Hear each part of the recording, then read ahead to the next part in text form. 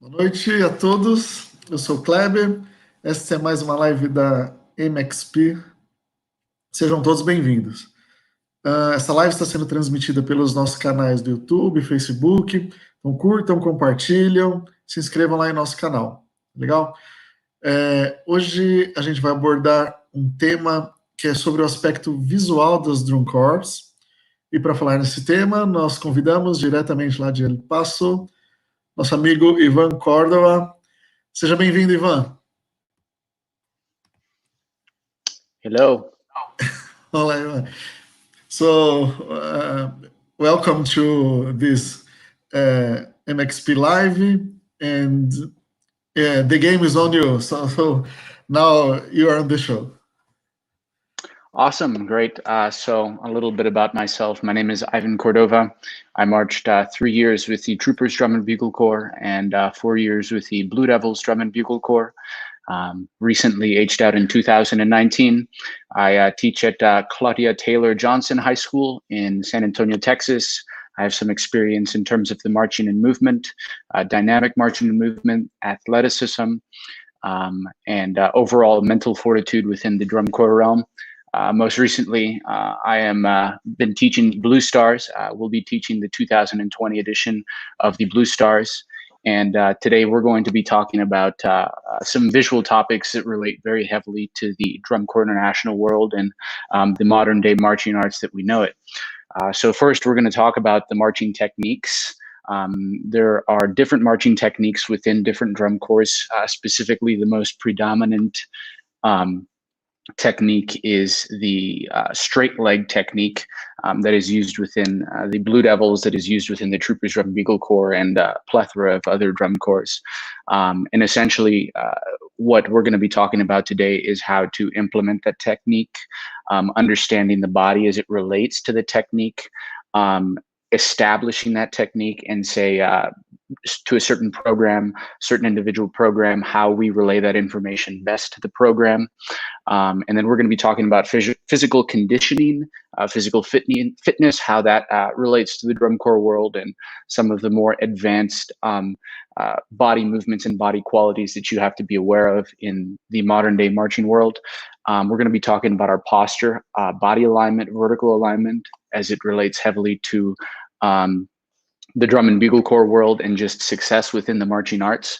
And then we're going to be talking about choreography, moving, visual, and dance choreography within that.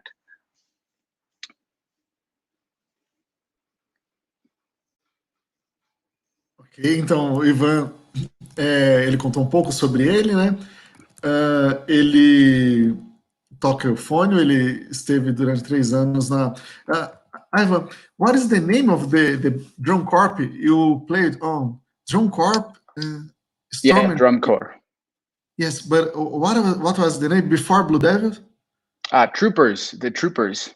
Troopers, ok, thank you. Então, ele tocou durante 3 anos na Troopers e depois foi para BlueDevils. Ele desenvolveu diversos trabalhos lá, né? E ele tem algumas especializações em movimentos de marcha, na questão de preparamento atlético e principalmente na questão de atitude mental. Ele vai estar treinando o pessoal do BlueStars na próxima temporada e vai cuidar especificamente dos aspectos da questão visual, que para eles inclui toda essa questão de coreografia, marcha, enfim. Então ele vai estar falando sobre isso hoje. Sobre os pontos que ele vai abordar, ele vai tratar a seguir, mas principalmente da questão das técnicas de marchas, e vai falar um pouco sobre o preparamento físico, sobre condicionamento, alinhamento, postura, e tudo que você precisa fazer para fazer isso bem, né, para ter uma boa performance no desempenho, aí terminando com a questão coreográfica. Então a gente vai abordar a seguir cada um desses pontos. Perfect. So first we're going to talk about the modern day straight leg. and establishing your technique within a program. So it's super important when you are establishing a visual program to understand the kids that you are teaching.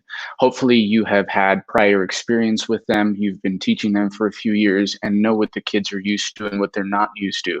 It's very important to do that. It's not okay, I guess, in a sense, students don't learn very quickly. So a technique that you want to establish takes years to establish more than anything. So you're not going to see the final result until the end of close to what institutionalized techniques that you've been establishing. So I say if you establish a straight leg technique, it's going to take you at least 2 to 3 years to establish that. What you see at the BlueDevils has taken years and years and years of high-level teaching to establish the program. So I like to put into perspective for individuals when they're teaching a marching band.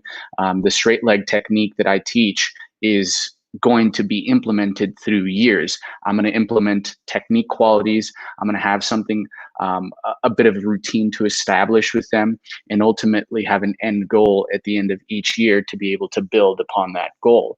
And that's essentially what the BlueDevils have done. A lot of our techniques, a lot of what we do now, you see the end product and you say, I don't know how they do that. But it's essentially just years and years of hard work, establishing a routine. And then once those kids understand the routine, start changing the routine, getting them outside of their comfort zone, and really showing them how to understand their body, the muscular structure, as they develop within the technique program.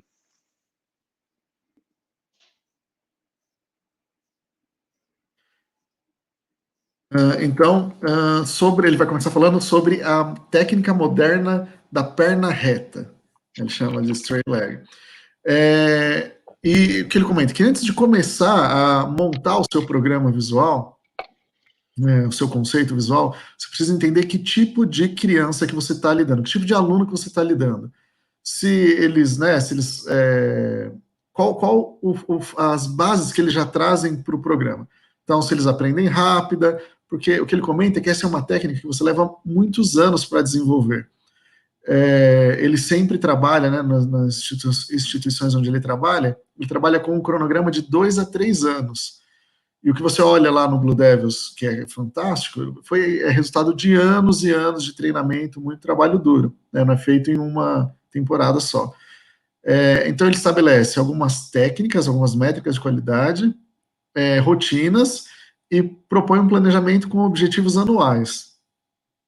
Quando você vê lá o BlueDevils, você pergunta como é que eles conseguem tudo isso, né?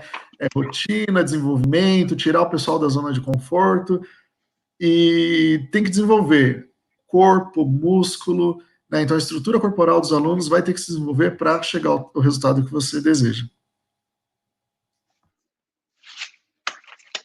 Perfect. So now we are going to move on to some demonstration and breakdown of the actual technique. So bear with me here as I move my structure to be able to teach and show you the actual technique.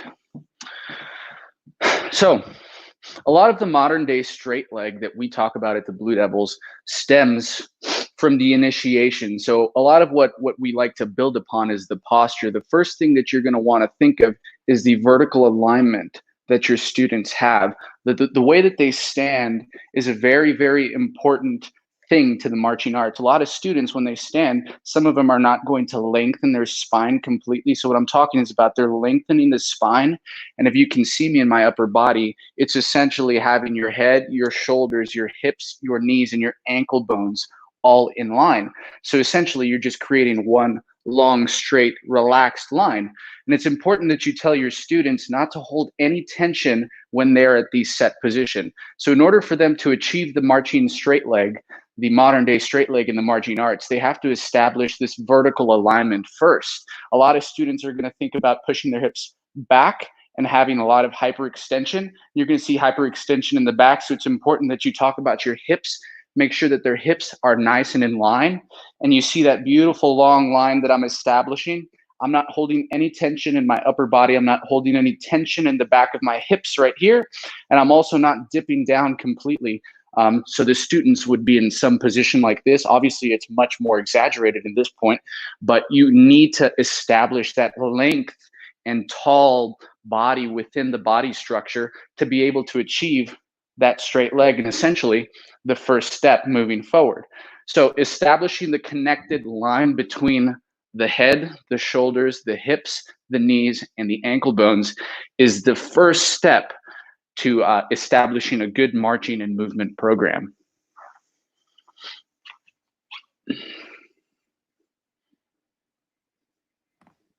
Ele comenta que o primeiro passo para desenvolver uma boa técnica da perna reta é o alinhamento corporal. Então, é a forma como os alunos ficam em pé.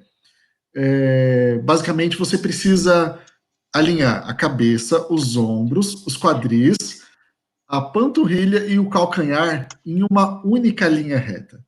Então, ele fez algumas demonstrações dos erros mais comuns. O primeiro é fazer a extensão do quadril para trás. Então, fica confortável, a pessoa coloca o quadril para trás. O que acontece? Isso acumula tensão naquela região. Outro exemplo que ele deu foi de curvar os ombros para frente. Ele falou, olha, está exagerado aqui, óbvio que ele exagerou, mas para demonstrar que é exatamente aquilo que acontece. A pessoa acaba relaxando os ombros e coloca tensão nas costas. Tal. Então, ele demonstrou que não tem tensão em nenhum lugar no corpo dele. Fica perfeitamente reto. E isso é essencial, é o primeiro passo para desenvolver a técnica da perna reta. Great. And once you've established your vertical alignment, this is the foundation of your house. It's like building a house. You cannot build a house without having a stable foundation. So your stable foundation is the way that you stand. After you build this foundation, then you start breaking down the technique. And this technique I like to describe as a relaxed straight leg technique, which is 85% straight leg and 15% bend. That 15% bend is a natural fluid pass through, and I'm going to show you right now. And it's essentially something that your body needs. It's ever so slightly, but it's essentially what your body needs to be able to achieve the technique at an efficient rate. So as you establish the straight leg technique, you need to think of pushing off of the opposing leg onto that left leg. And as you see, I'm transferring my weight. This is a concept that we like to call 50-50. And this is really good for students that really kind of don't understand how to transfer their weight fluidly and equally through space. A lot of students will just take a step forward, but won't actually transfer that weight. When you transfer that weight, that's the energy, that's the momentum that you need to keep that marching and movement in that straight leg forward. So again, I take that first step with my left foot. I push off of that back foot. I'm leading with the back edge of my heel. As you can see, my first step leads with this back edge of the heel. I take that first step, push off of the opposing leg, and I meet you at 50-50. The students are going to wiggle a lot when they first start this because they don't have a stable core. So what you can talk about is having strength within this back leg, front leg, and strength within their core. So balance is a big thing that comes into play here. But what you really, really want to emphasize is taking that first step, initiating in time, pressing off of that back platform. It's that back platform. This back platform is what's motivating you forward. And again, a lot of students are going to think this is a very foreign concept, but you just keep showing them exactly what they're doing. Make sure they're taking a full 8 to 5 step. And what I mean by an 8 to 5 step is 8 steps per 5 yards in a NCAA, NFL football type of football field. And that's essentially what you're going to try to replicate within your students.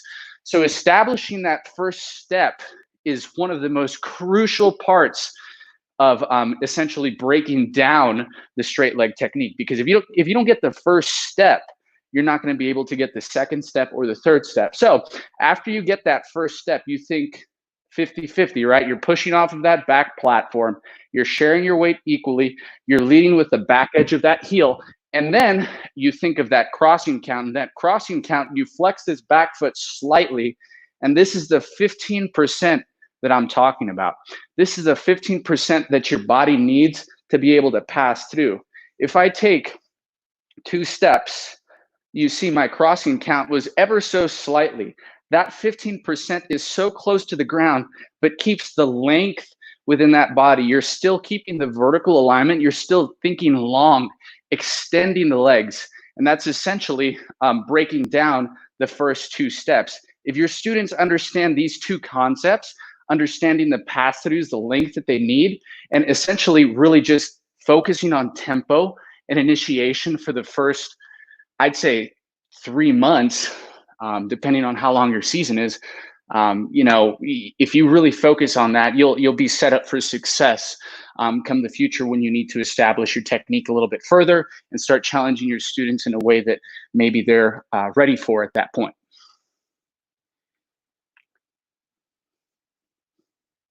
Well, a lot of information, man. So, let's go there. Então, o que ele comentou, né? Uma vez que você definiu o fundamento, que é alinhamento corporal, você vai começar a trabalhar o passo. E ele falou, é essencial que você defina, ele falou, como uma casa, você tem que começar do fundamento. Então, o fundamento é alinhamento corporal e vamos trabalhar o passo agora. Ele chama isso de a perna reta relaxada. Por quê? Você tem 85% da perna reta e 15% da perna relaxada. Na demonstração que ele fez, né, o primeiro passo que ele deu, ele diz que você precisa aprender a transferir o peso de uma perna para outra.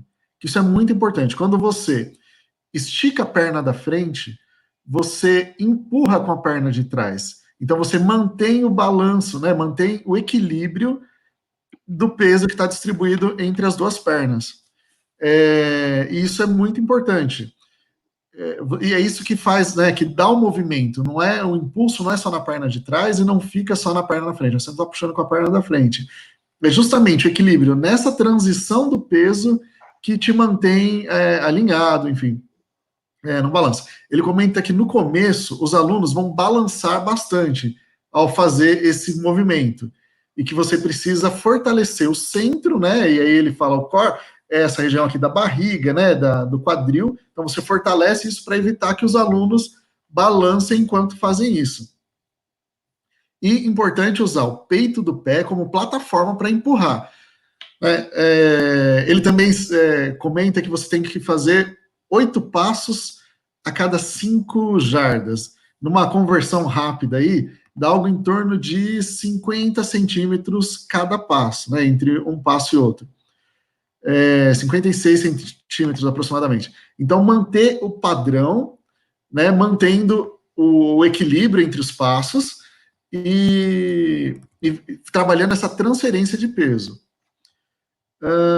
Aí, em que momento chega, né, a perna relaxada? Ele falou, aquele 85% da perna vai estar rígido nesse momento, mas que na hora que você transfere o peso para a perna da frente e solta a perna de trás, né, para fazer o próximo passo, esse movimento tem que ser relaxado. Então, você mantém o alinhamento, mantém a perna reta, mas esse movimento é o que dá fluidez. Então, é os 15% de movimentação que vai ser tranquila aí. E o que ele comenta é que se você trabalhar durante 3 meses, né, essa técnica, esse fundamento, então você vai poder seguir para os próximos passos aí, com certeza, rumo ao sucesso. Great. So next we're going to start talking about the marching technique, but as you actually start seeing your students march more, you're going to start hearing it in their sound. You're going to start hearing differences within their tone quality if they really don't understand the concept of strength within their core, strength within their spine. Because essentially, just like your foundation, you build the foundation of standing up straight. Where does all of your movement come from? If we were humans, if we didn't have a spine, as humans, we wouldn't be able to move, right? So the spine is the fundamental moving point, the epicenter of movement, and the students have to really gain control of that. If you start hearing a lot of depth in sound and a lot of kind of like wiggle within their sound, a lot of wiggle within their motion, a concept you can really, really talk about is separating the upper body from the lower body. So I call this part of the body the athlete. I call this part of the body, the upper body, the musician. If the students understand that they need to separate, they need to have strength within both and separate the upper body and the lower body, when they start moving, start traveling, you're gonna really see differences in the technique, in the way that they move. And I think that it's really gonna take your program to the next level in terms of understanding your marching and movement. Now, breaking down the backwards technique, backwards technique is a little bit more complicated in a sense, but not too far off of marching forward. So backwards technique, a lot of students, if you take one step back, the students, if you ask them to take one step back, what is the first thing they're gonna do? They're gonna do this. They're gonna pick their foot up and place it backwards. It's really important that you keep that leg nice and tight and low to the ground and push yourself. You see how I keep going back to this concept of push? I'm pushing myself off of this opposing foot, shooting my energy backwards. As you can see, I'm pushing from the platform of this foot. I am keeping my leg that is leading me, my left leg that's leading me close to the ground. I'm initiating my motion, pushing myself, and essentially meeting you at 50-50 again. Now, a lot of students are gonna have really high heels. As you can see, my heel's really high. It's super important that you show those students and tell those students to keep those heels nice and low to the ground. If they keep those heels nice and low to the ground, they're gonna achieve that length, that strength within the body that we were talking about. And you're also gonna hear a lot less noise in their sound. And essentially, they're going to be able to achieve step sizes bigger. So when you're teaching backwards technique, really, really emphasize pushing from the opposing leg, keeping that body length, also keeping the heels closer to the ground, not so high off the ground, and essentially just separating that upper body and lower body. And that's what's going to set you up for success when you're starting to break down the backwards technique. And a lot of students are going to tend to dip back. So it's really, really important that they lengthen that spine and push instead of reach. Never say reach, always say push. You need to push from the opposing leg to achieve the step size that you need to achieve when you're marching at, say, a 5-5, or, you know, God forsake, a 4-5 backwards.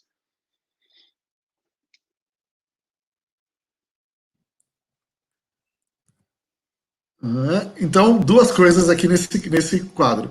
Primeiro, assim que você começar a treinar a técnica, né, de marcha reta, você vai começar a ouvir oscilações no som. Então, por que isso acontece? Porque os alunos, às vezes, não entendem o conceito de manter um centro fixo, né, de fortalecer o core, que ele chama. O que ele comenta? A espinha é o dorso da pessoa. E à medida que você movimenta isso, você começa a ouvir oscilações e tal, então você precisa corrigir isso. Como você corrige isso? Ele separa a parte de cima do corpo da parte de baixo do corpo. O que ele comenta é que a parte de cima do corpo é o músico e a parte de baixo do corpo é o atleta. E que se você tratar essas duas questões, né, de formas separadas, você consegue aí melhores resultados. Ele enfatizou muito que o pé precisa estar muito próximo do chão. Ele fala, o tempo inteiro que precisa estar nice and low, nice and low. Assim, o movimento tem que ser estético e muito baixo, né? Ele comenta que quando você se prepara, então essa é a primeira parte, né? A segunda parte é o passo para trás. Quando você vai dar o passo para trás, você não precisa subir o calcanhar. Ele fez uma demonstração onde ele subiu o calcanhar bastante. Ele falou, você não vai fazer isso. Você vai manter o calcanhar próximo do chão, mais próximo possível. Primeiro ponto. Segundo, você vai manter sempre também, né, o mais rente possível ao chão. E terceiro, você vai sempre pressionar com o pé que vai ficar na frente. Então, você não vai esticar o pé para alcançar atrás. Você vai empurrar com o pé que fica na frente. E só dele fazer uma movimentação ali, a gente nota que existe, né, uma diferença de conceito entre esticar para trás ou empurrar da frente. Então, se você mantiver na mente o pé baixo e próximo do chão, pressione para empurrar e não estique, e o corpo reto, e separar a parte de cima da parte de baixo, ele falou que aí os resultados aparecem com certeza. Perfect. So now we're going to start talking about slides, marching at lateral movements. and different points of movement. And here is more of a technical side of movement, and you're really going to have to break this stuff down. I really like box drill. So it's moving forward for 8, moving left for 8, moving back for 8, and then moving right for 8 and closing is a really, really simple drill to be able to understand. You're marching forward, you're marching at a left slide, you're marching backwards, and you're marching at a right slide and close. So when you start breaking down slides, the easiest way to break this down is essentially using your hips as anchor points. If you take a first step to your left is the easiest way, and it's again just transferring that motion. As you see, I'm pushing off of that right leg in that direction of travel and leading with the back edge of the heel. That's the easiest way to understand that concept. The tricky part is breaking down the concept of keeping that alignment as you travel laterally. And I really like to talk to my students about keeping the hips 30% forward, 45-degree angle with your body, 60 with the upper body to achieve that slide. Yeah, and that's really, really going to discomfort your students that maybe don't understand their body that much. And mostly it's understanding the hips are as important as the upper body as you travel equally through space and time. And that's the easy side. So understanding that you're going to take that first step, leading with the back edge of the heel, pushing off of that opposing leg. You take that step, your upper body is flat towards the sideline, and then you cross that count. So the crossing count comes in, and you're maintaining that body alignment, but also maintaining the hips within where you're marching. So when we march at a slide, this is a very contemporary way of talking about things. We essentially try to keep our hips and upper body as close in center to the front sideline. So another good exercise is exactly what I was doing for your students to be able to understand that, is have these 2 anchor points that point towards the front sideline. Show them that your hips and your upper body have to try to stay in line as much as possible towards the front sideline. Now, taking a right slide is a little bit more difficult because you have to cross over. A lot of students are going to tend to do this. And we want to make sure that we keep that leg tight and low to the ground, lead again with the back edge of the heel. And what the kids are going to get confused about is the space between their legs. It's going to be very tight and almost uncomfortable. It's not a natural way to move, but embracing the fact that that first step is essentially what gets you in track to be able to achieve the rest of the exercise. Again, keeping the upper body stable, keeping the upper body towards the front sideline, and pushing the opposing hip and shoulder towards the front sideline, keeping that upper body as much as you can towards the front sideline.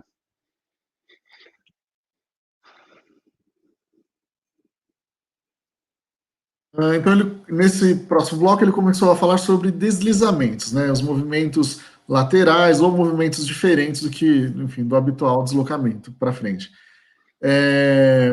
Ele diz que gosta muito do exercício do quadrado, né? Onde você faz um deslocamento para frente, para lateral, para trás e para lateral oposta novamente, para chegar ao lugar inicial.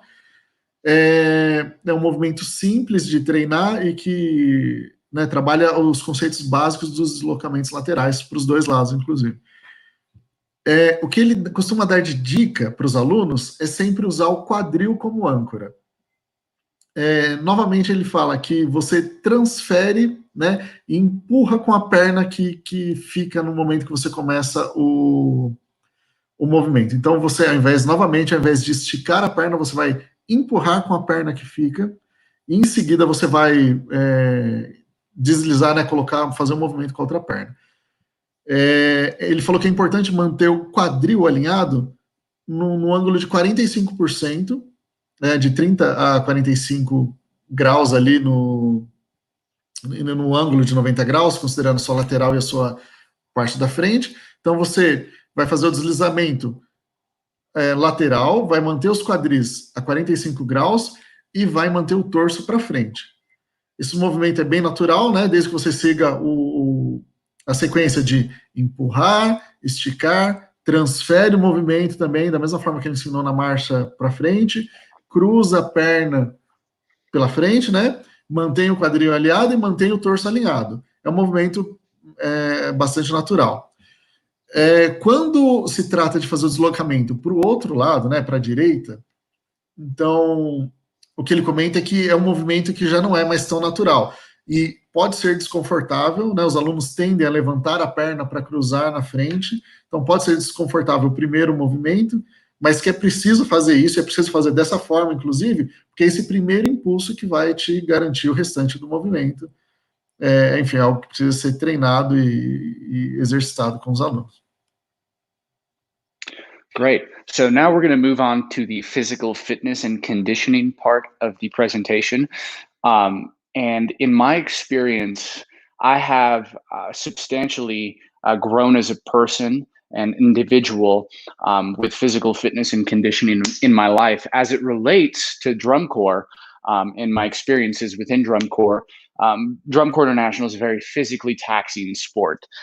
I call it a sport because it is a sport. We practice 12 hours a day. We run around on a football field out in the sun. We get tan. I mean, it is a sport. So it's super important that you understand that your body is going to help you through that. So if your body is not ready to get into that environment, obviously, you know, we're not going to try and run a marathon without training. The same goes for marching and movement. It's super important when establishing a visual program that you also establish a fitness and physical conditioning program. Super important that the kids develop that within their rehearsals and outside of rehearsal. So I always encourage stretching before rehearsal and stretching after rehearsal. Understanding your breath within rehearsal. We as individuals oftentimes forget about our breath, forget that our breath and that the air is free. We forget to breathe.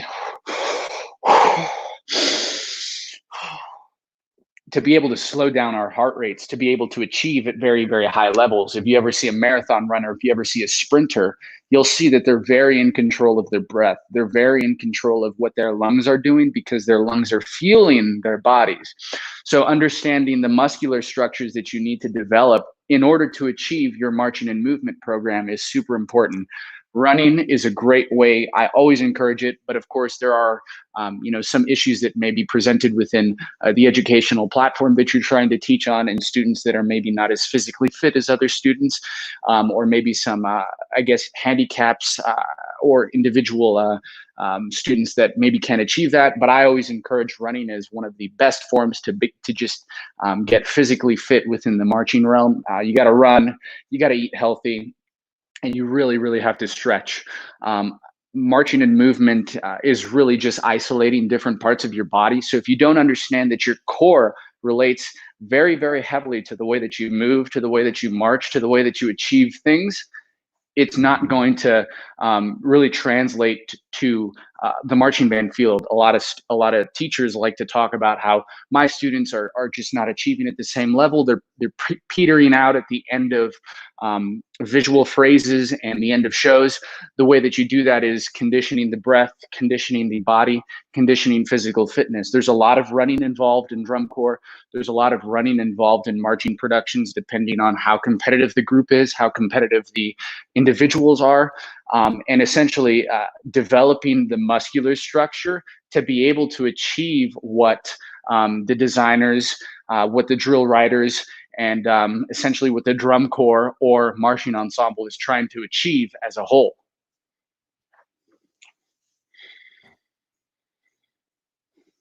Estar em forma e bom condicionamento físico, né? Ele falou que isso é essencial para o trabalho de uma DrumCorps. Ele falou que pessoalmente ele teve que se desenvolver, né, e teve que trabalhar essa questão, mas que hoje ele considera isso essencial. Ele comenta ainda que é essencial para o esporte de DrumCorps.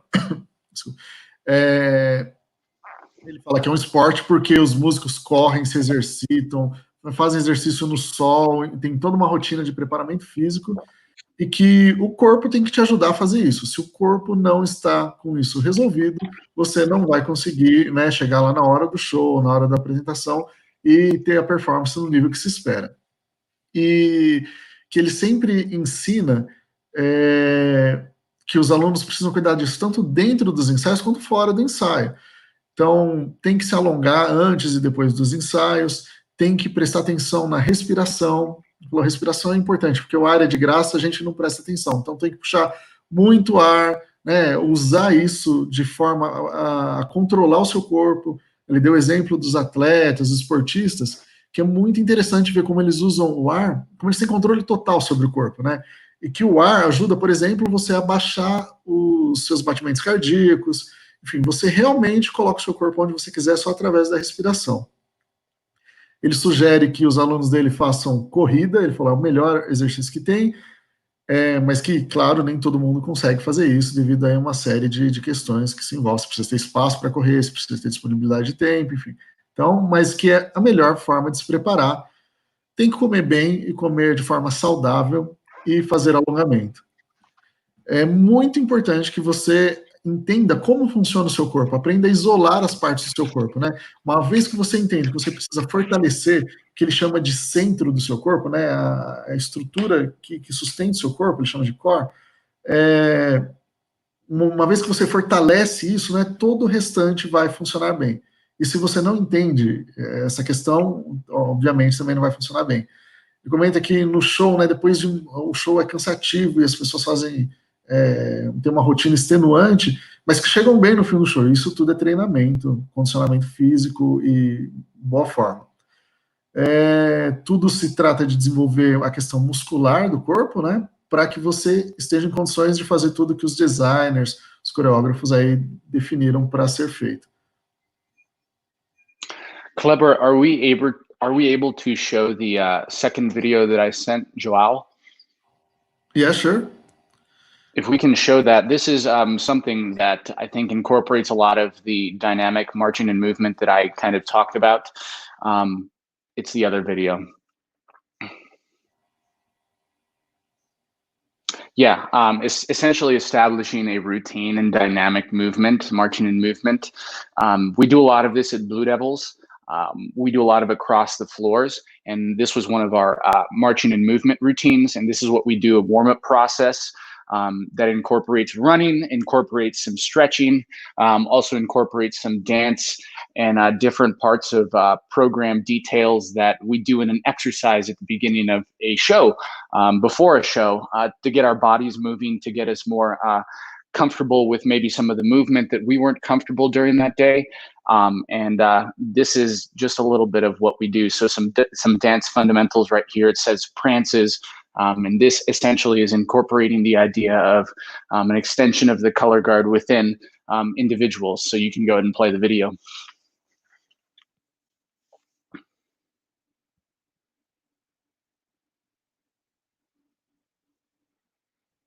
And as you can see, it's an across the floors routine.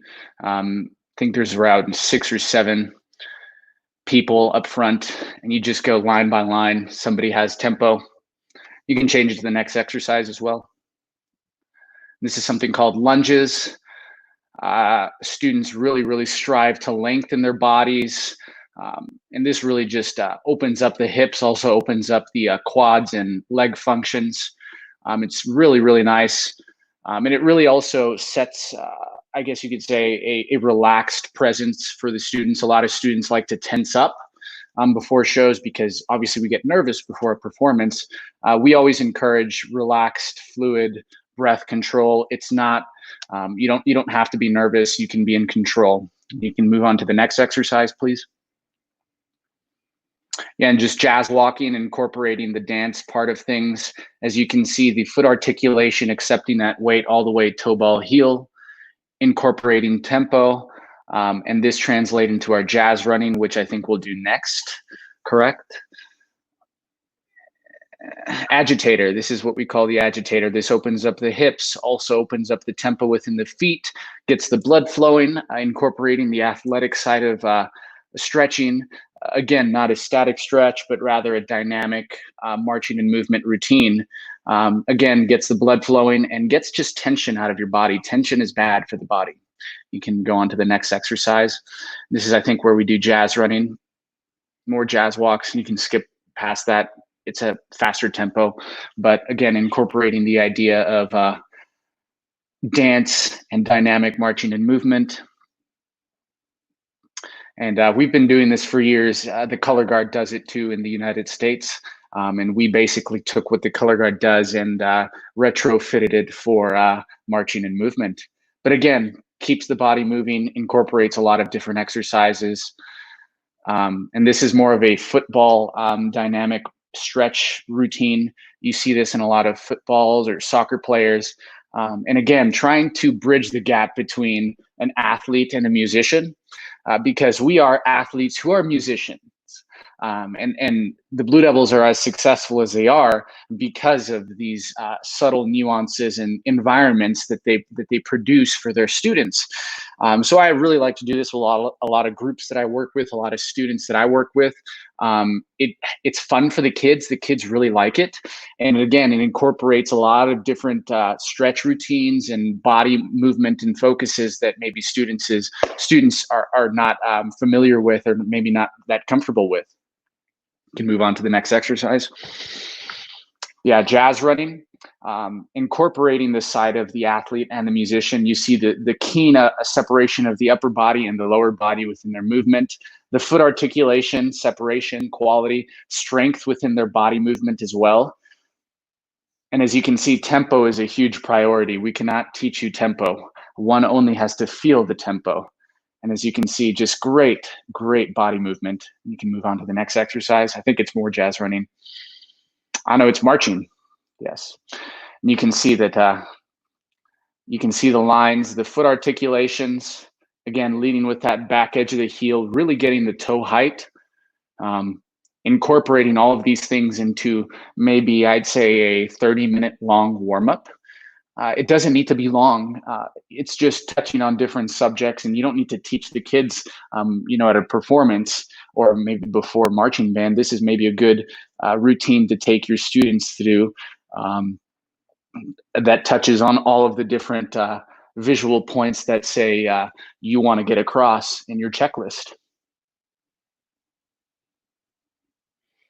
Yep, marching backwards. Again, thinking about the vertical alignment of the body, pushing yourself off of that opposing leg. And as you can see, there's really no height change within the students, within the performers. They're thinking about getting longer and taller, but it's nice and fluid motion. It's not very robotic. It's not very herky-jerky as well. So as you can see, it's very nice and fluid. It's super important that you strive for that within your students as well. Fluid motion, like water. We don't want anything with very defined, strict stopping points. You can move on to the next exercise. Yep, more 12 and 4s. So yeah, that's kind of what we encompass at the Blue Devils a lot. That's kind of what I like to encompass within my teaching routine, because again, it gets the students a little bit outside of their comfort zone. It touches on all of the topics that you need to touch on in your agenda. And I think it's also a good way to relax the students and get them in the mindset that they need to be in before rehearsal, before a performance, or any type of individual technique programs that you're trying to achieve.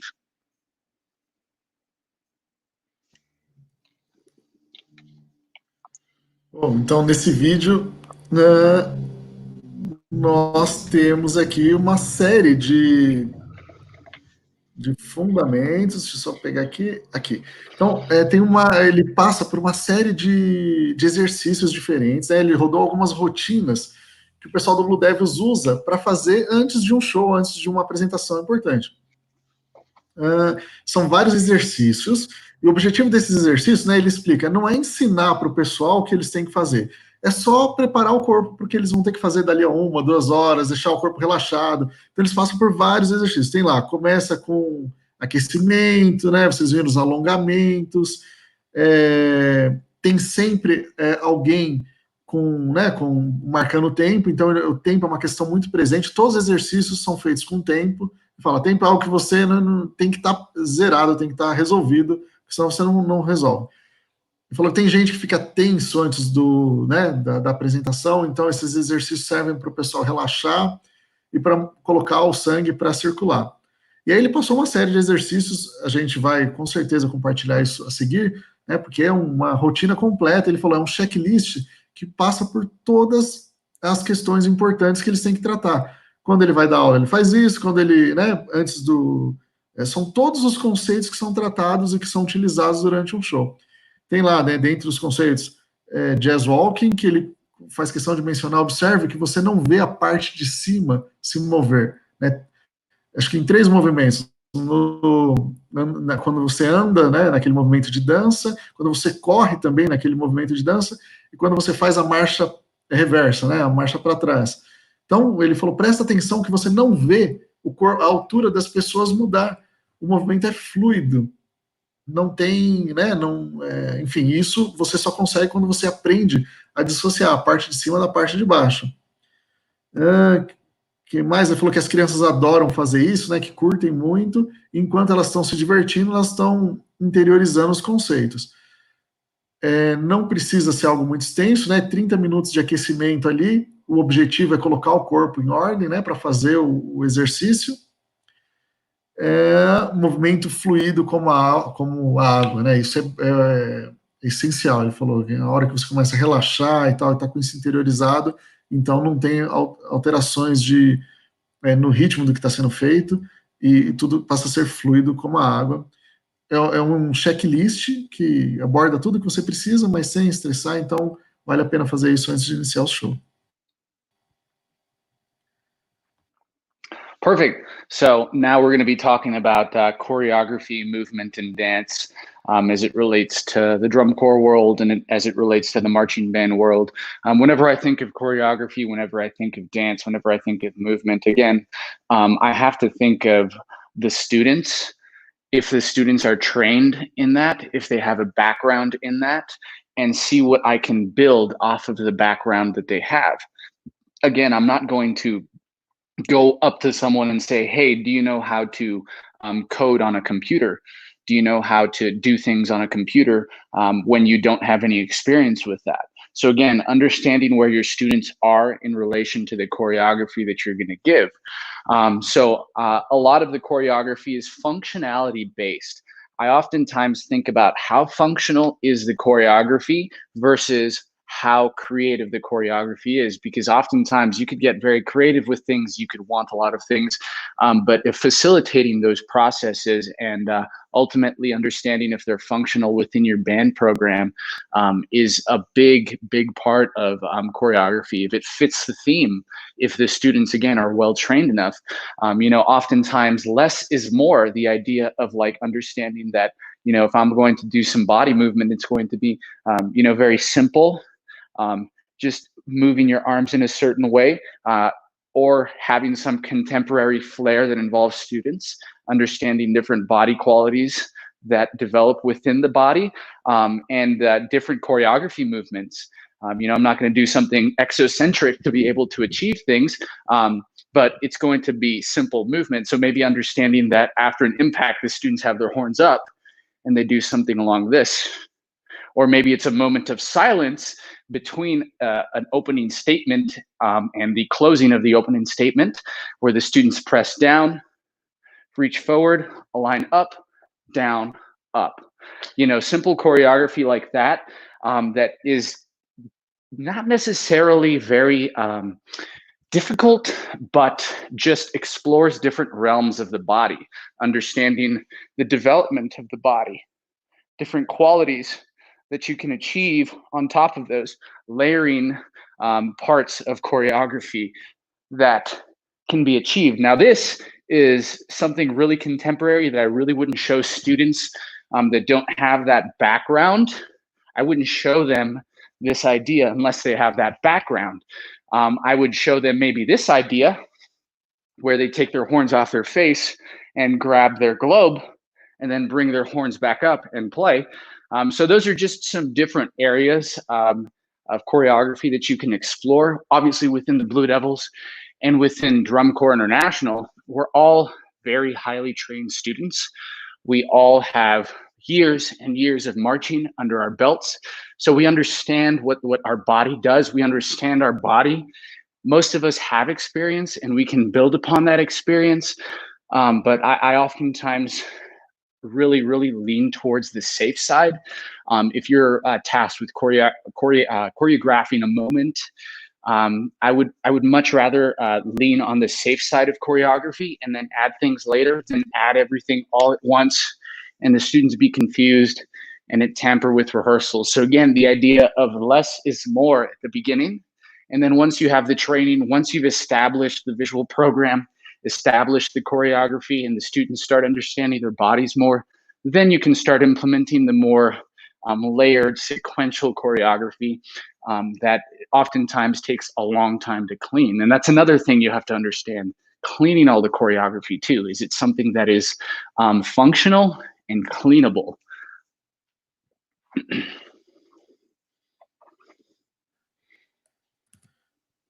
Em se tratando de danças, coreografias, movimento, né?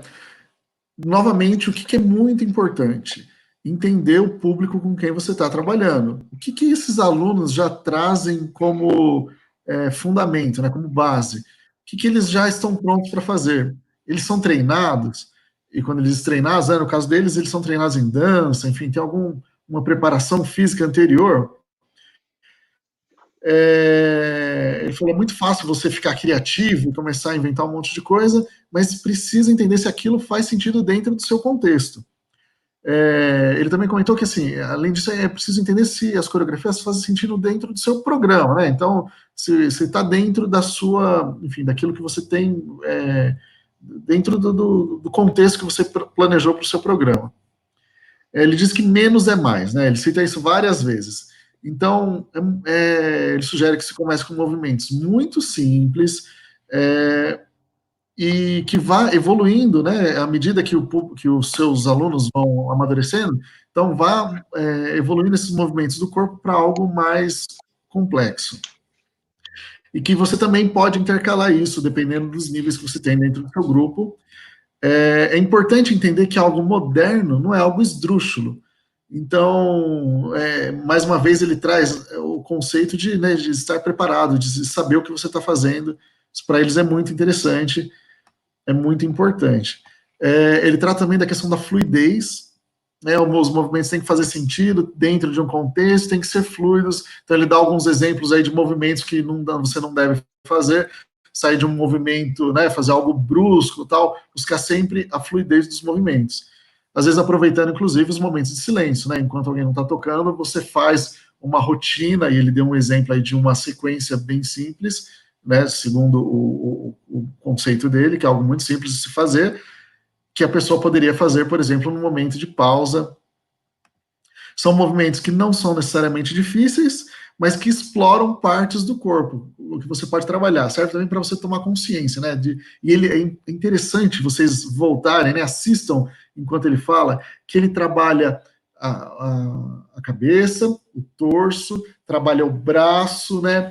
Trabalha a parte de baixo do corpo, parece que ele realmente trata tudo como partes individuais, é muito interessante. Volta lá, assiste, olha que você vai, presta atenção nisso. Que mais que ele falou? Ele falou, cara, tem mais ainda aqui, João, calma aí. Ele falou que, geralmente, eles estão acostumados a lidar com, né, no BlueDevils, por exemplo, são alunos que treinaram durante muitos anos, têm muitos anos de experiência no bolso lá, e que mesmo assim, quando o pessoal está desenvolvendo uma coreografia, você não começa da parte mais difícil, você não começa já enchendo de coisa, você se mantém seguro, você monta uma coreografia que é funcional, e vai adicionando coisas à medida que fica pronta a primeira parte, né? Então, montou o básico, aí, né, tá limpo aquilo, ele fala isso no final, é importante que seja fluido e que seja limpável, né? Tem que ficar limpo, né? Tá limpo aquilo? Tá, então acrescenta mais um nível de dificuldade, mas sempre entendendo o seu contexto, entendendo o seu corpo, e aí você evolui. Yeah, so again, just emphasizing the idea of less is more, simple release that the students can do. After the opening impact, they go into a plie, bring their horns down, and explore like a different line, exploring this side of the body. This is really, really awesome. And it's simple that the students can just go from here to here and then explore that line. And if they have the plume, you're going to see that angle. And you can even layer that into maybe not even a very experienced band can do this as well. So it's simple choreography, but simply thinking outside of the box. So if you have your A's can go to the left, B's can go to the right.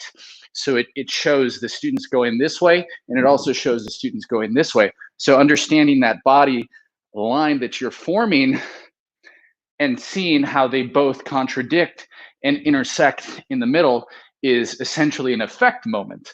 Also, a good realm of exploration is this area. Oftentimes, a lot of students don't understand, or a lot of band directors don't understand, that exploring the space around them is awesome.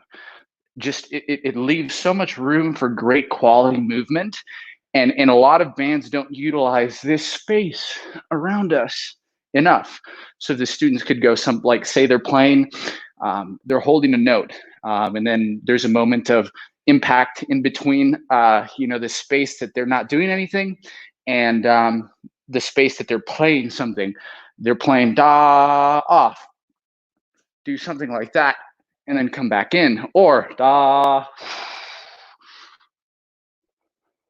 da. So it's simple. Understanding those different areas and exploring those different lines are really, really effective, especially, and it's really not even bands that are not as advanced and maybe that don't understand the body movement of contorting the body or isolating different parts of the body. If they don't understand that, you can explore with the lines that they do understand. This area right here, having them play in this realm, having them play in this realm, having them do things like that. Simple exploration of body movement that's outside of taking a lunge, squishing the bug, and coming back up, if that makes sense.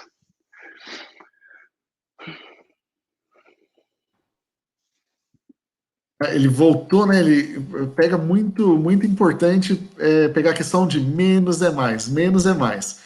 Então, ele falou, você pode começar com coisas muito simples. Ele deu vários exemplos de como você pode trabalhar essas questões simples, né, que ele considera iniciais.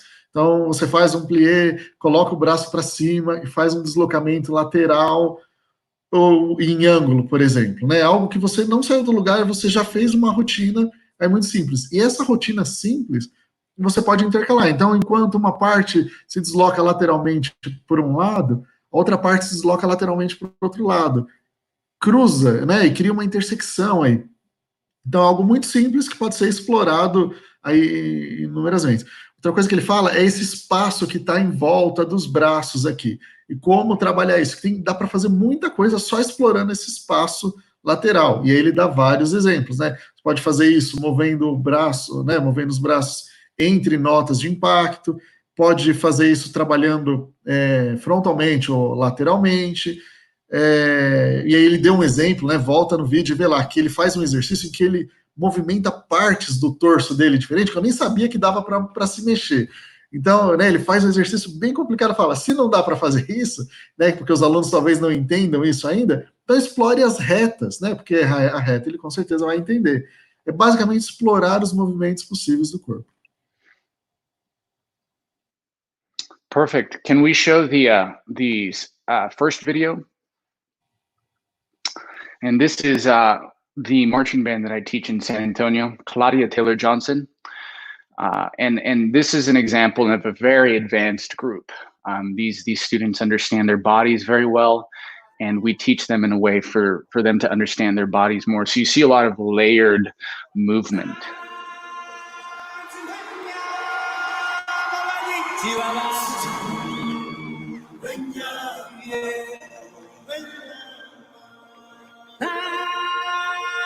You can see the contrasting motion, different character movement and development.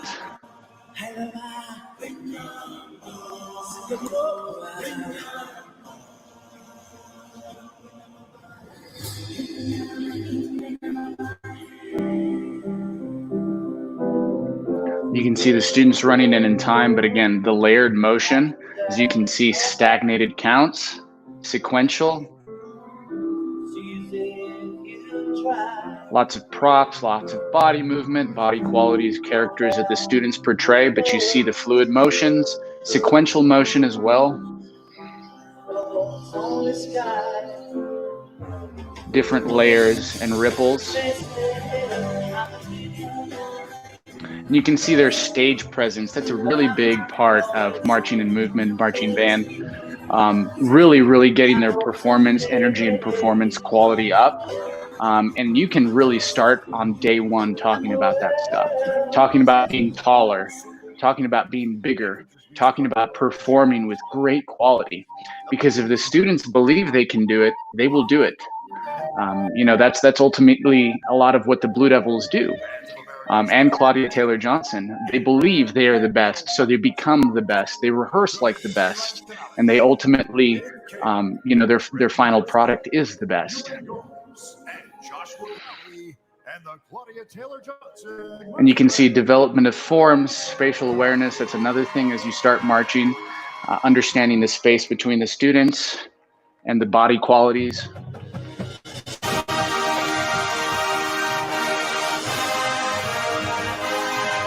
This is a big effect moment where the students are exploring different body lines within their bodies. You can see right there, but it's sequenced to match the music. Another moment to be able to gather effect, and then they turn around and that movement is done, that effect moment. And as you can see, spatial awareness, development of forms as they expand and contract, understanding that, the space between the students, but tempo, constant movement, driving the tempo. So as you see, this is a moment that's building towards an effect moment. And that's essentially what the marching band show is. It's effect moments that have gaps in between that you build towards different effect moments. And this show is called Circle of Life, based on The Lion King. And these are all high school students, you know, mind that. This looks like a drum corps. You know, they look very, very advanced, but they're blessed with an amazing staff and design staff to be able to achieve this. But their performance quality, their performance energy, and then effect moment right here, as you can see, simple body movements, but functional.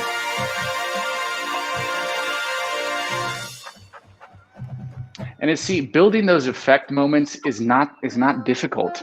You know, less is more, and functionality of movement is a huge thing. As you can see, the students go into a pose, portraying a certain character, then come out of that pose. You're going to marching and movement, understanding, you know, the dancer, the musician, the athlete, the musician. It's all meshed together in one.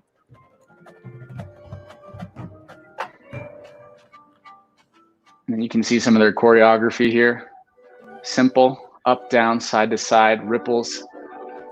Functional, easy. Simple, as you can see, they're stepping towards the side. And then the layers change. Down, up.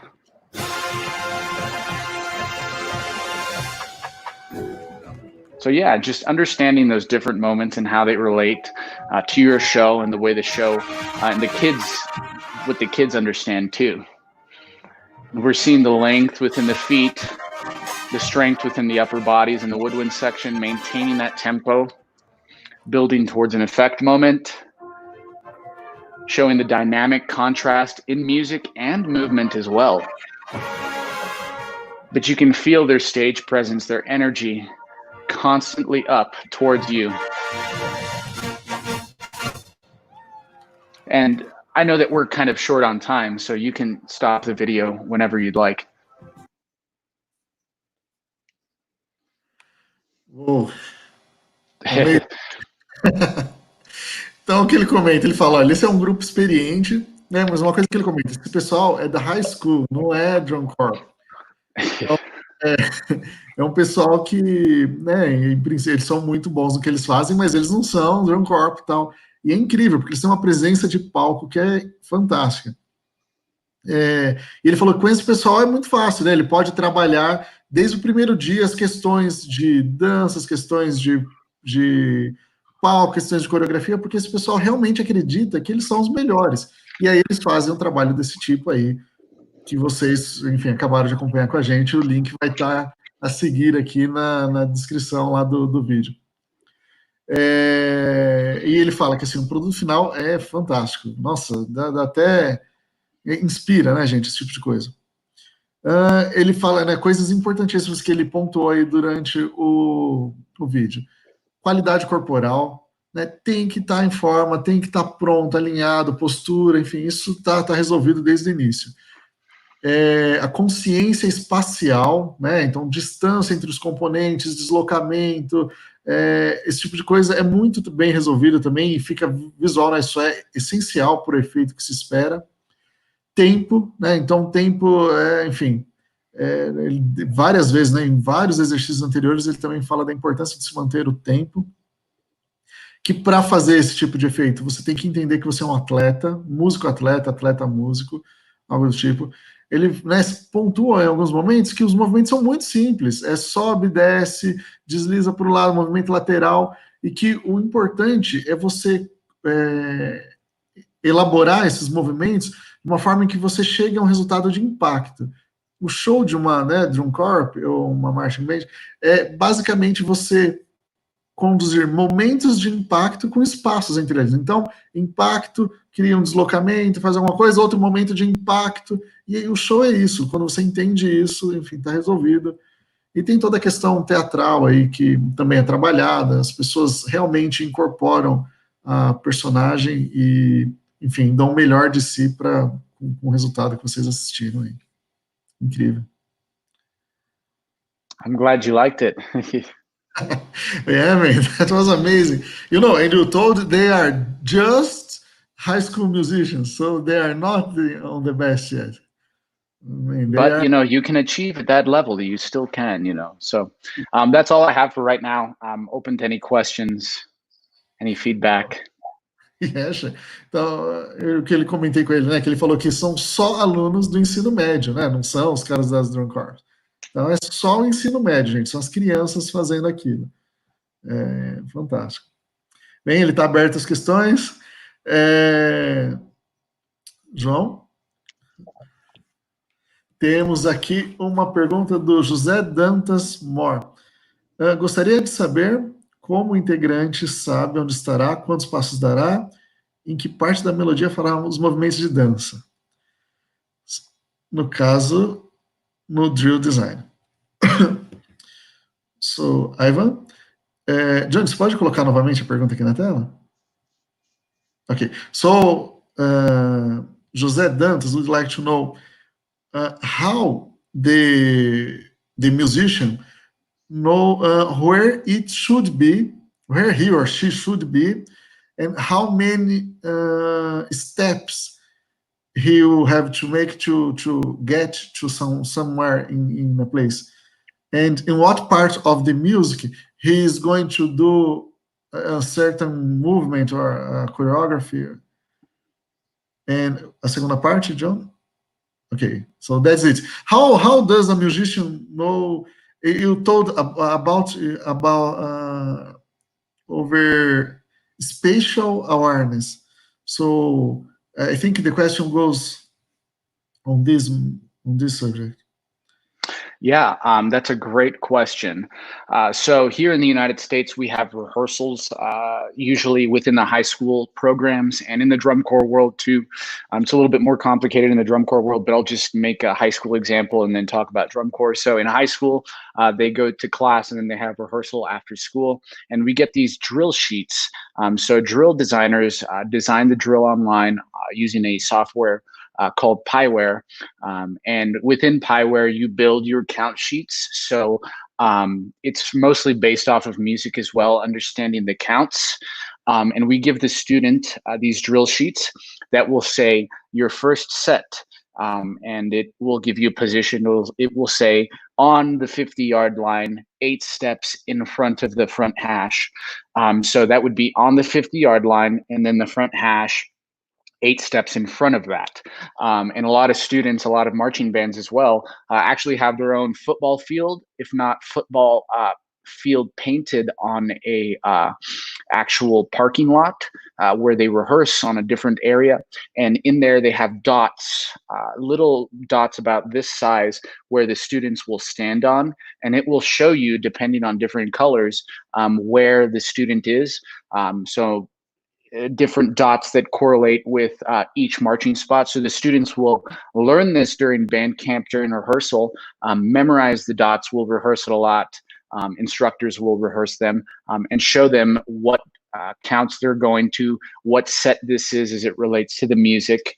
And then once they understand the drill, once they understand where they need to go on the field, then we start implementing choreography, then we start implementing the dance and drill and movement side of things, if that answers your question. Particularly at the BlueDevils, we don't do that. We are at a high level, so we don't need those cards that show us where to go. We have instructors that design on the spot with us every day and show us those drill movements. But again, we're very highly trained, so we don't need that reference. For most high schoolers, most students, I would suggest giving them the drill cards and then even implementing a dot book for them to be able to write their dots on, and they can wear that around their hip. It's like a little dot sheet card, and they can write down every single one of their dots as it relates to the sets and as it relates to the music too. Bom, então o que ele comentou é que eles têm programa. Ivan, what was the name of the program, the software you use? 𝘬𝙗𝙗 3D. 𝘬𝙗𝙗. Ok, 𝘬𝙗𝙗 3D. Então, eles têm um software chamado 𝘬𝙗𝙗 3D, onde eles desenham a coreografia. Então, eles geram lá uns cartões que tem um desenho da quadra e é realmente assim, são várias fichas onde eles desenham o posicionamento de cada componente da banda. Então, o cara sabe que ele vai ter que ficar numa determinada linha, e aí aparece lá, você vai ter que dar 8 passos para frente nesse determinado momento. Tem a questão musical, né, o tempo da música, então em tal momento da música você vai dar 8 passos para frente nesse momento. Vai ficar ali durante X tempos e depois vai dar 5 passos nessa outra direção. E eles colocam pontos de referência que são como os ensaios e os shows são feitos sempre numa quadra lá, então eles colocam pontos, pontos da quadra como pontos de referência. E só depois que todos têm a questão de movimentação, então isso dá para fazer isso no nível individual, né, por pessoa, o software gera isso. E só depois que eles entendem essa questão da movimentação é que eles começam a trabalhar a coreografia e os movimentos. E aí ele falou que é possível você gerar uma folha de pontos, né, onde cada pessoa lá é um pontinho na coreografia, o próprio software faz isso, e você distribui isso para todo mundo, então o pessoal consegue se preparar para isso. Ele disse que nos BlueDevils isso não acontece, né, que eles são muito acostumados, são muito treinados, então eles têm coreógrafos que desenvolvem as coisas, né, on time, lá na hora do ensaio. Então, no BlueDevils não é assim por conta da experiência que eles já têm, mas que nas outras instituições funciona assim e funciona muito bem.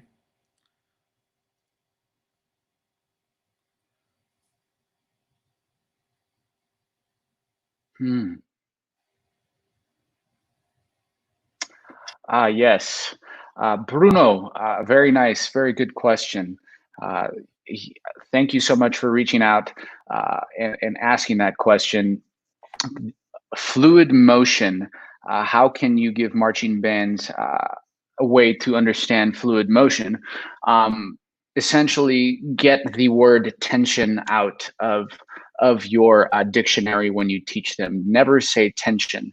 Think engaged. Your muscles are engaged. If you engage your muscles will do this. So engaging your muscles, thinking about fluid motion, flow within the body. If you see, I like to make this analogy a lot too when I talk to students, and it really takes a while for the students to get accustomed to fluid motion and organic qualities within motion. So within the first few weeks that you teach your students to like the first month, you're going to see the rigidness in their legs. You're going to see the rigid tension in their legs. Not to worry, if you keep emphasizing fluid motion, engaged legs, lengthening the body, that's essentially what's going to help them understand that. And I also make this analogy too, is if you see a track runner, a track star that is running, say, a 400 around the track, you see how they take off and they're just running. They're not holding any tension within their body. You can see that their upper body is relaxed. You can see that their breathing is in control. They're slowing down their heart rate. They're not getting their shoulders tensed up. It's all nice and relaxed. They're just letting the body do what it's trained to do. So emphasizing to your students that their training is ultimately going to set them apart. Rely more on your training, less on forcing your body to do things. Let your body do the work and then engage certain muscles around your body to be able to achieve at a high level. So understanding those concepts and really just emphasizing them to your students is essentially what's going to help you understand the idea of fluid motion. If you see a good dancer, if you ever see any contemporary dance or ballet dancers, you will see that they are not tense. There's not any tension in their body. It's all fluid motion. There are moments when they have accents in their motion, accents in their movement and dance qualities, but it's never any tension. It's never any rigidness in the body. It's all very relaxed, calculated, and fluid for them to be able to achieve all of that motion, if that answers your question. Então, a pergunta do Bruno, um abraço, Bruno. Uma pergunta do Bruno é sobre, aqui no Brasil, as corporações geralmente desfilam na rua e não no estádio. Então, que dicas ele pode dar para a gente manter o movimento fluido como a água, né? E o que ele disse é que, principalmente, entender que você precisa tirar a tensão, que os músculos devem ser, ele fala, os músculos devem ser acionados, né? Não tem que ser orgânico, não pode ter tensão nas pernas, e manter o foco, e ele dá um exemplo, né? Um exemplo muito interessante. Observe um corredor na pista de corrida lá, correndo. Você olha a parte de baixo dele, está trabalhando, ele está correndo, mas a parte de cima está relaxada. Ele realmente não tem tensão. Você olhar os ombros dele estão relaxados. Então ele está correndo, a parte de cima está ok, está respirando, está cuidando do que tem que cuidar. A parte de baixo não, a parte de baixo está trabalhando. Então ele falou que você precisa aprender a fazer os seus músculos, acionar os seus músculos para que eles façam algum trabalho sem tensão, relaxado. E que isso só se consegue com treinamento, né? Você precisa aprender a repousar, né? A confiar mais no seu treinamento e menos na força. Acione os músculos e deixe eles fazer o que eles têm que fazer.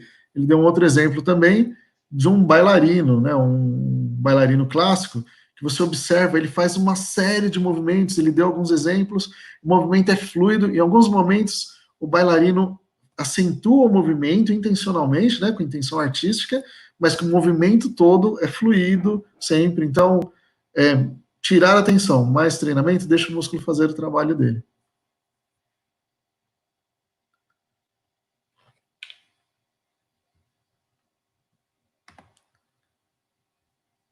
Johnny?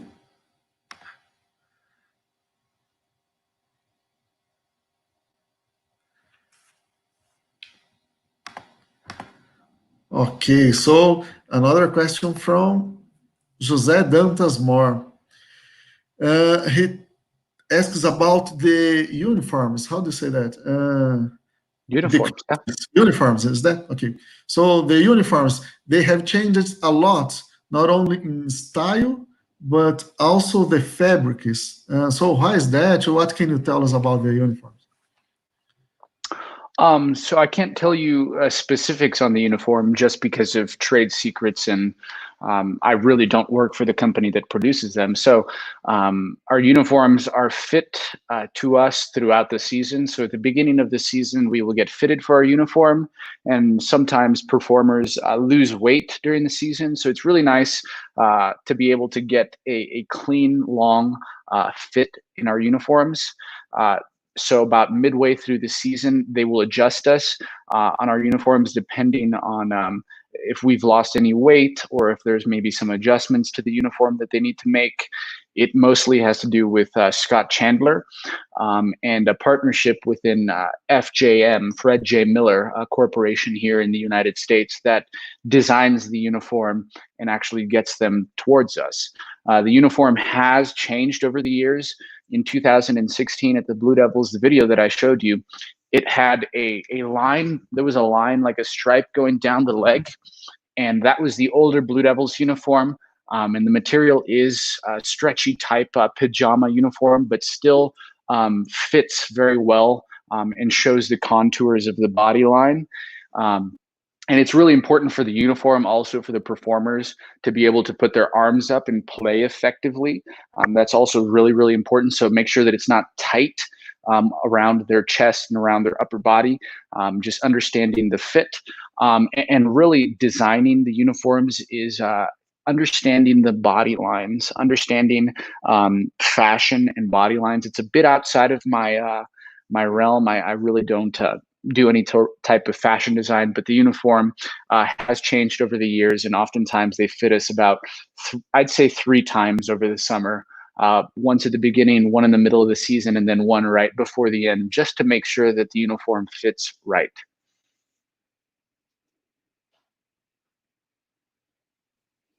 Ok, então sobre os uniformes, o que ele comentou, que eles mudaram mesmo bastante ao longo do tempo, e que os uniformes deles, como é que eles fazem? No início do ano, eles têm um uniforme que é feito um pouco, né, um pouco maior do que precisaria ser. Então, esse uniforme chega, eles usam mais ou menos até o meio da temporada.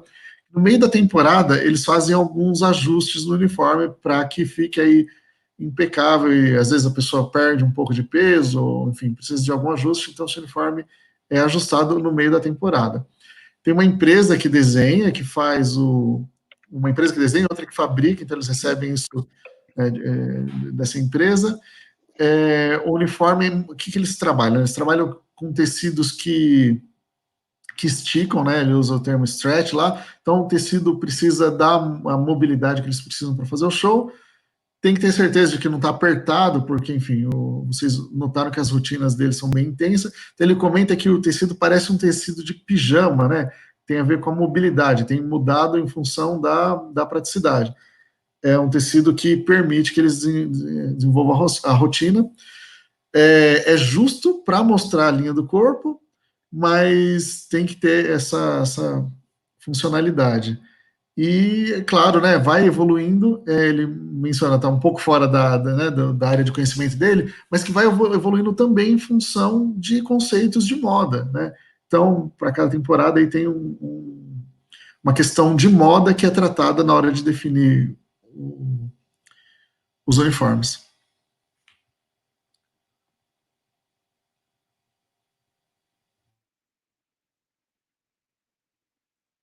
Yes. Yes, it is very important. Bruno, thank you for the question again. It is very important for you to get warmed up before a show, just like runners at a race don't just start running. If they do, their muscles are going to tense up and they're going to get hurt.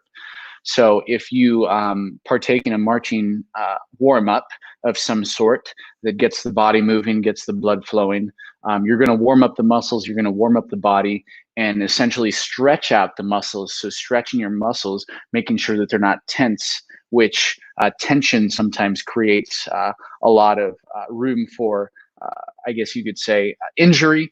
And this is a good way to prevent injury, and also incorporate different routines in your show that you want to work on that maybe are not clean enough, or you want to try to get the students assimilated with it rather quickly.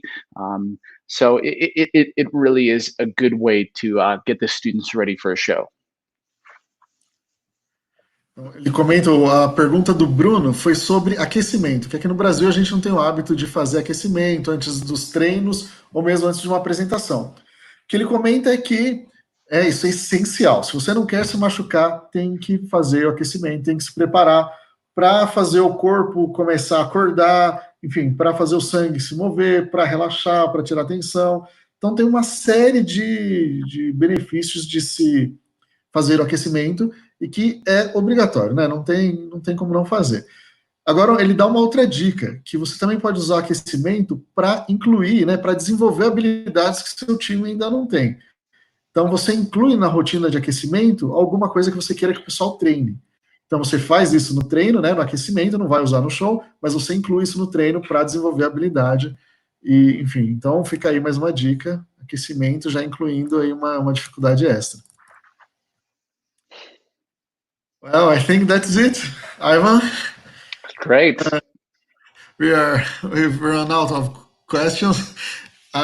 We'd like to thank you very much for this experience and for sharing your experiences and a lot of information. I believe the examples you gave, people are going to go over and over and over. It's very practical, it's very, you can apply that right away on any group that are starting. So thank you very much once more for sharing with us. No, thank you. Muchas gracias a ustedes. Então, é isso, pessoal. Eu quero agradecer aqui a todos que estiveram conosco hoje, nossos parceiros, colaboradores dos Estados Unidos, da Colômbia, do Brasil, e todo o nosso time do MXP. O João, que está aqui coordenando as câmeras, o Bruno, que está sempre com a gente, o Wilker. É isso, pessoal. Inscreva-se no nosso canal e até a próxima live. Um abraço, gente.